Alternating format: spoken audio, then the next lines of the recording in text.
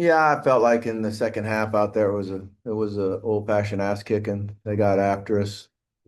Um, we couldn't stop them. I was worried going into the game that it might be a game where Arch, they try to get him going and get him confidence and really air it out, and they did. And in the first half we did a pretty good job of keeping up offensively.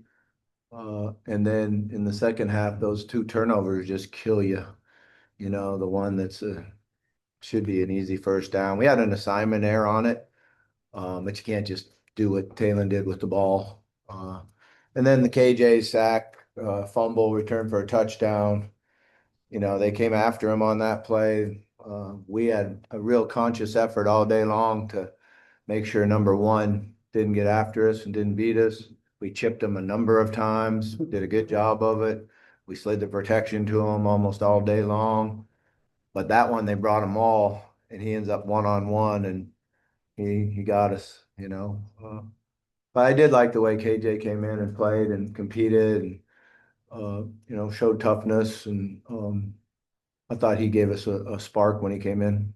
So Taylor was kind of pounding on his hamstrings, but I mean, could he have gone back in, or what was his status? Oh, well, initially it was a no, and I don't know what the exact injury was. As soon as that happens, you start preparing KJ to get ready to go and what we're going to do with him in there.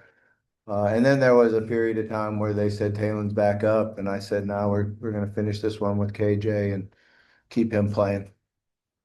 What was Dylan? Was he trying to throw it to Rowan there, or was he trying to just get rid of it, or what? Yeah, to have a question. Rohan made an assignment there. He's supposed to run a flat route to the flat.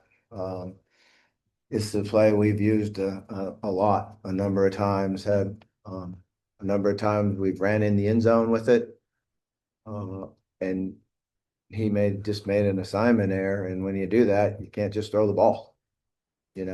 So it was a total panic play and turnover and unfortunate because shouldn't happen, can't happen. Seemed like there was an opportunity, you guys going back and forth up and down the field, just kind of trading scores. And then defense gets that 3 and out, and the offense goes 3 and out, and then defense gets another stop in offense. But what happened in those moments? It seemed like you guys were moving the ball well and then just couldn't. Yeah, it did. And the third down got us. Thought we had Sharp open on the sideline, and the throw was high, and then he said that he looked back and the sun was there, so he didn't see the ball. So it's unfortunate because we got the play we wanted, we got the matchup we wanted. I thought we had a first down, and we just don't execute it. And that's kind of the story of the year where we have things there, and all of a sudden we don't execute them and or make mistakes. But that would have been nice to be able to take the ball and go score at that time. That would have helped tremendously. But they threw the ball deep now. They ran it down. They made a lot of plays.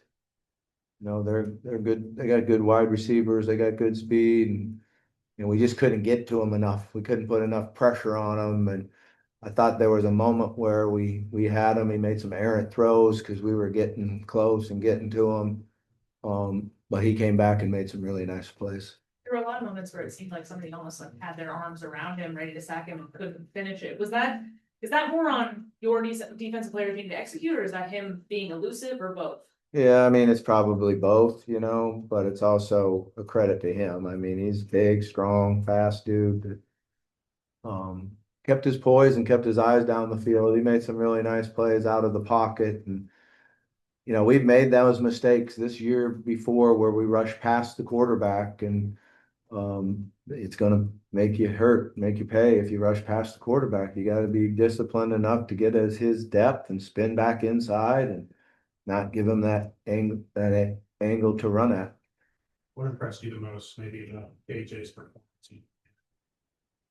Number one, he was really executing the offense, doing what you want him to do. He made good decisions. I thought he threw the ball pretty well, pretty accurate. Mixed it around, when he came in, he got the ball to the tight ends, running back, both receivers, all three receivers, I guess it is. So I thought that was a credit to. Usually when you're doing that, you understand the defense and you take what they give you and you you're not trying to force anything. So, I was happy with the way he played, except for the turnover, obviously, but one heck of a run for a touchdown. Because had the three stops before the first half, or before halftime, and then they kind of found their gear again. What specifically changed maybe for your defense from that end of the second quarter to the third quarter? Yeah, the big plays, they made the big plays. They protected it and threw it down the field. And, we had a couple in the first half where we caught up and, made them not catch the ball, got our hand in there and made a couple plays. But in the second half, they got by us and made the catch. Yeah, just to follow up, I mean, what's it like watching Texas not have any fear against the secondary and just keep doing it, even when it wasn't working?